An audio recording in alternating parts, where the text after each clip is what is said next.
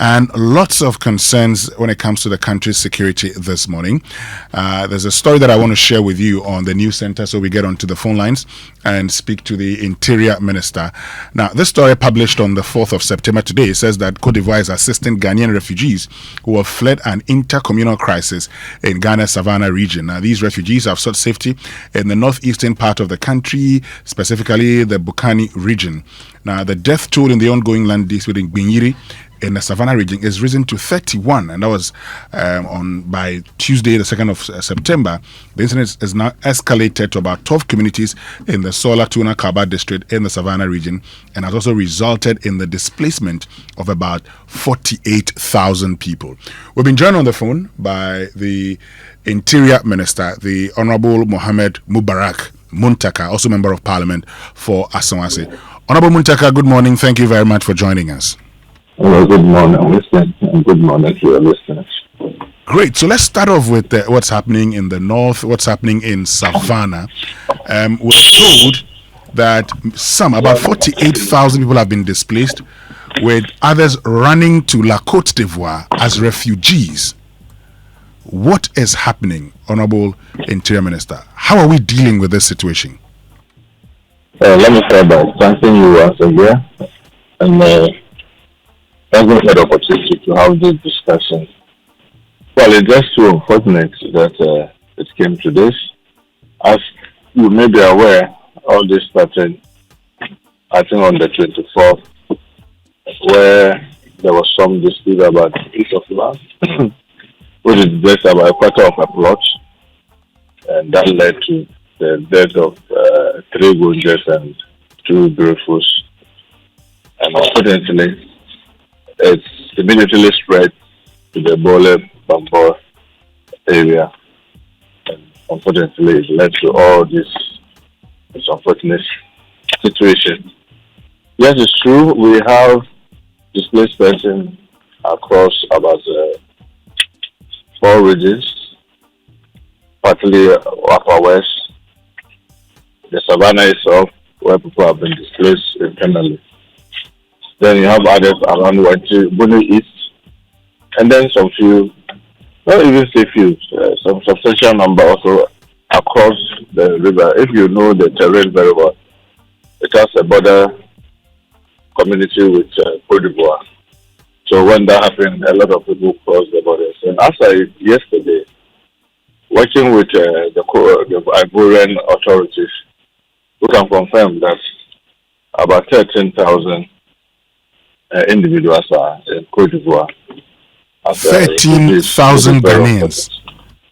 Come again? 13,000 Ghanaians from just these areas are in La Côte d'Ivoire? Yes. The exact number communicated to us by the government of Côte d'Ivoire is 13,253 have been displaced and they are there. Yes, our DCs and MCs are NADMO and senior government officials. We've done our best to reach out to them, and we are in touch with them. We are supporting them the best that we can. And let me take this opportunity to also thank the government of Côte d'Ivoire for the support that they are giving us and the cooperation.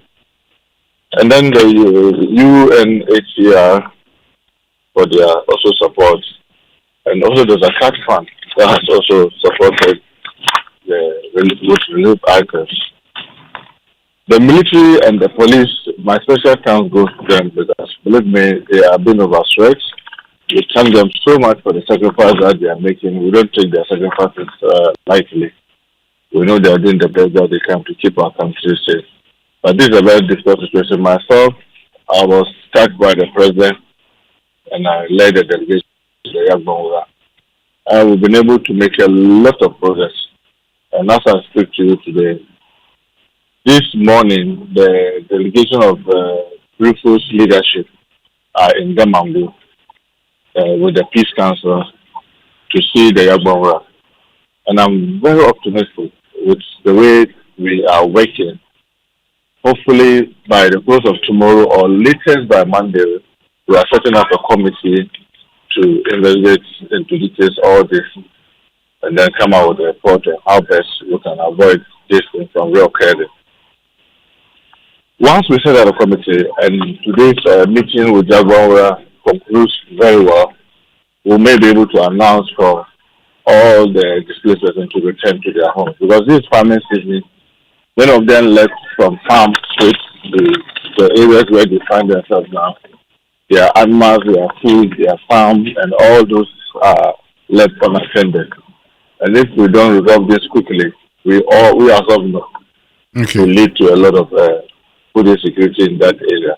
So we are working tirelessly with all the traditional authorities to ensure that normalcy is returned very, very soon. Now, the meeting with the Yagbonra that you talk about, what does that meeting seek to achieve? What are the things you're going to be discussing concerning this conflict? Well, for us, I will not be able to give you the fine details of our discussion, but it's all centered around how we can coexist peacefully with one another.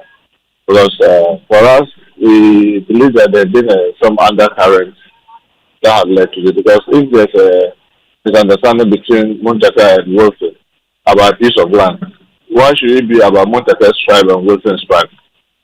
But because there have been some undercurrents, and if you don't deal with those undercurrents and you pretend that, oh, it is just about Muntaka and Wilson, you have this occurrence. And that was the Yagbonra, who is the overlord of the Gunja land, which is elders and some chiefs. And then also meet the leadership of the Bripos. We met both sides just to de-escalate, to let them appreciate the security situations that this has led to, and how, if we don't manage it very well, can lead to a much broader conflict. And I think that all of them appreciated the dynamics involved in this thing, and all agreed to work towards rebuilding peace and coexistence. Because they've lived together for centuries, and sometimes it just this suspicion. And unfortunately, for the young ones who are in Accra and Kumasi and big cities, and sometimes even abroad, who just take advantage of social media, sit down and take the phone and make all manner of derogatory comments about each other. I hope that they will appreciate that coexisting as one people is more important than any other thing.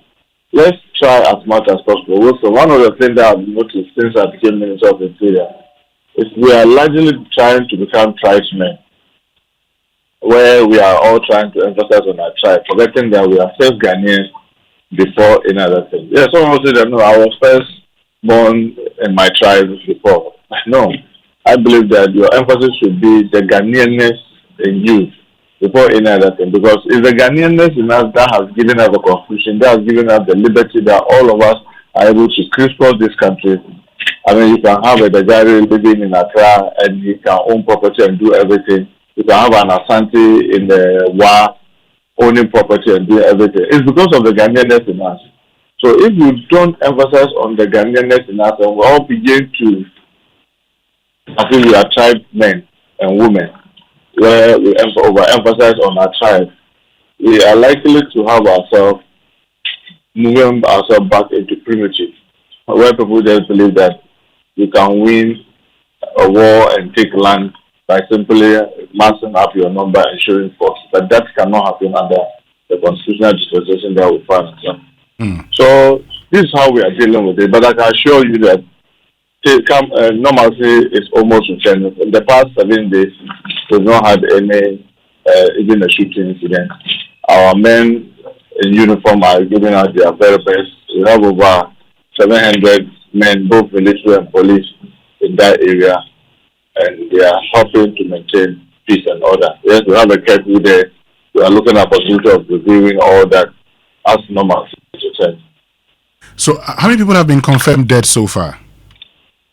Well, on record, what we have is 31. I've been hearing people saying the numbers could be more, but unfortunately, we can only work with what is official. When I say official, that both sides report. This person is dead, that person is dead. And we have the dates that each person died, where the person died. Many of them are in the morgue. So those ones are. But if there's something that has not come to our attention, we'll not be able to say. But I can tell specifically we've lost about 31 of our compatriots. And then the sad thing is that It's not only even just Gonja and British. I'm going through the news. I saw some who, by virtue of being around, also, hit by stray bullet and what have you. Now, talking about the fact that, you raised the question about the fact that it cannot happen that you and I, we have a conflict, and then, my other side, your side, all get involved, and probably there are some undertones here. But these undertones, our inability to spot them early, is another security failure, an intelligence failure, if I should say. Well, to some extent, I'll agree with you, but the limitations of our constitution in Article 270, where it's barred even Parliament from passing laws that affect citizenship. You see that there's a chieftaincy problem. And apart from going to provide security and try to prevent it from escalating, you cannot even suggest to Parliament that maybe pass this law to do ABC. You just have to wait for the regional house of chiefs and the national house of chiefs. So it's a very difficult thing. I'm sure you might have heard me a number of times since I became minister, where I'm saying that the time has come for us to call a national conference on chieftaincy in our country. Because unfortunately, this is a symbol of our identity, our culture, our dignity. But unfortunately, the way it's being handled now, it's almost pushing us, it's becoming a curse. Chieftaincy is almost becoming a curse to us. Currently, the data we have, which I'm trying to develop and make it an annual announcement where we map out what we call the peace map, so we all know within our country which area is peaceful, which area is less peaceful, and all that. And then come out with peace index to say that which community is the most peaceful, so that as a way of motivating each community to come up. It tells me that we have about 338 hotspots. And Wilson, it will shock you to know about 190 of this 380 is all chieftaincy. How did we arrive at this? And then when you go, even the secondary one, like land disputes, you go and realize that the long run, it will bring you back to chieftaincy. And where you have community disturbances, you take it and go and look at it, you see still it takes you to chieftaincy. So if you are not careful, chieftaincy will become a big hell for us. And the earlier we look at it, especially now that the constitutional review is going on, if we can look at it dispassionately and see what we can do, it will help us. So yes, sometimes the intelligent will pick their look. We have this tension here. We'll try and go in. But because of our inability to be able to pass a law or to prevent it, you'll be there and then something little will happen like this one. We've always known that the issue about settler communities and the indigenous communities exist in almost every part of our country. And one group is cultivating the land as farmers, the others are the landowners, and sometimes there's this little misunderstanding. We've always known, and I can tell you almost every part of this country where you have that one kind of challenge or the other. But because you are not able to pass laws to do anything about them, you'll be sitting there and then you don't realize that, like this one, where you give a land to one and then he's developing it, then another person can say that, no, this land has been given to me. What we will call in Accra and Kumasi and now is a double sale. And then before you realize, it leads to pooling of guns. And then now when the guns are pooled, people are not relating it to the community and the two individuals, but immediately escalate it to their tribes and lead to all these unfortunate incidents. Okay. So yes, the security agencies are doing their very best, but the difficulty that we have is that our hands are tied when it comes to sometimes trying to pass laws to mitigate this when it's effective. And talking about chieftains, we know that a similar, chieftaincy issues have caused disruptions to the homo in certain areas in Accra. So we would wait on how you intend dealing with that. But before you go, I know you're concerned about opioid abuse. Not long ago we did the deadly doses, where we showed young people, we showed Ghanaians who are into the abuse of these drugs, which many have termed as a national security crisis. How should we deal with that? What are you doing to deal with this? Well, thank you so much. This is one of the things that is on top of my priority as a Minister for Interior. And you can see we are doing the very best that we can, even under this continuous situation where we have very limited resources. And let me thank the Narcotics Control Commission led by General Mante for the great work that they are doing. It's not been easy, but we are doing the very, very best that we can. One of the things that we are doing is that we are upping our game with the point of entries, and we realize that there are a lot of unapproved routes that people use. So we are collaborating. Potentially, both immigration and narcotics work under the Ministry of Interior. So in our weekly review, we've been working very closely to ensure that we support each other in checking all this. We've decided to even co-opt custom, even though they work under the Ministry of Finance, to work together to make sure that our surveillance on these substances are very, very high. Situation is going on. We realize that just 22nd, since I came, this will be the second distraction of drugs that we've done. On 22nd, we destroyed worth almost 12 million Ghana cedis worth of drugs was destroyed. We are using intelligence to penetrate through communities. And here I will not be able to give you so much because there are a lot of them going on currently. And where I've drawn even NIB, that's National Investigative Bureau, because I have the privilege of also supervising the National Security.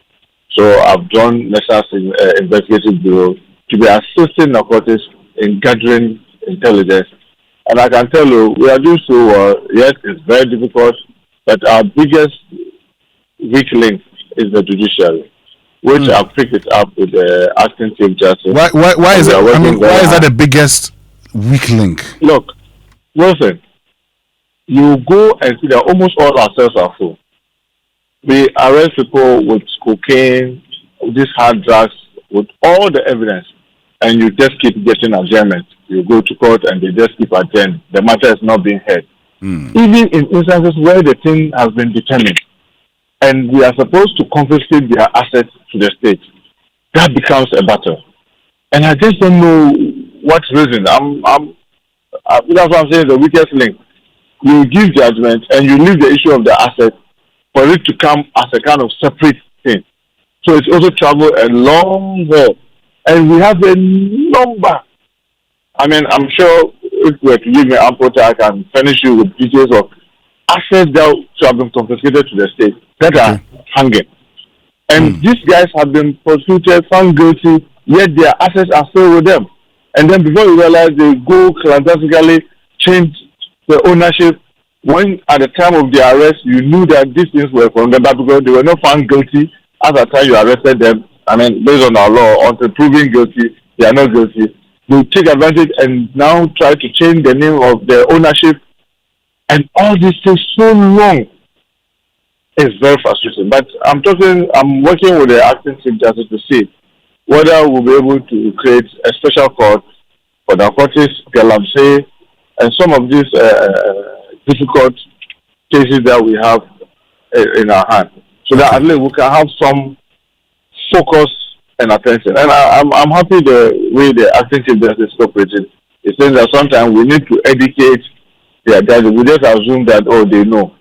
If we send them to the floor, they see truly the things that are happening and its effect and all that, it may help for them to understand why some of those cases should not just be adjourned. So that's one of the weakest links. Aside this weak link, I can tell you that we are working very hard. And believe me, it has engulfed so many of our communities across the country that now we are working to set up rehabilitation centers. As we're now speaking, we have over 1,200 young guys that we have to send to rehabilitation. And we have to send them sometimes to private facilities. And it costs the state so much money that we don't even have as the agency. Now we have to fall on benevolent organization and individuals to support us to carry. Because such individual, I want to take them to court. You are just wasting your time. You throw them in jail. You assess their situation. So we rather choosing to rehabilitate them so that by the grace of God, if we are lucky, they become human beings, better human beings again, that they can also contribute their quota to the government of our country. So it's a very difficult fight, but believe me, we are marching on and we are soldiering on. Honorable Mohammed Mubarak Muntaka, thank you very much for joining us. But we need to make time and have you in studio. So somewhere around I was telling your producer, I really want to have that.